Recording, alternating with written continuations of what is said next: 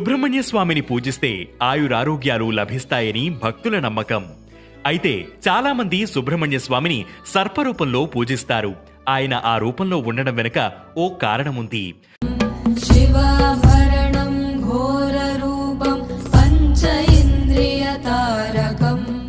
సుబ్రహ్మణ్య స్వామి భార్య శ్రీ వల్లీదేవి ఆదిశేషువుకి మనవరాలు. ఒకసారి సుబ్రహ్మణ్య స్వామి శ్రీ వల్లీదేవిని చూసి ఆమెను వివాహం చేసుకోవాలని భావించాడట.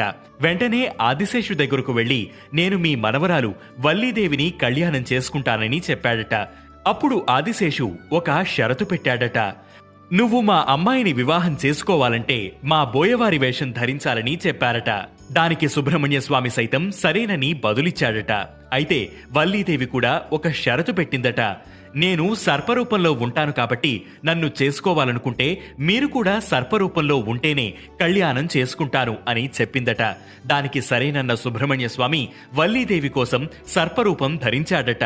అప్పటి నుంచి ఆయనను సర్పరూపంలో పూజిస్తున్నారు.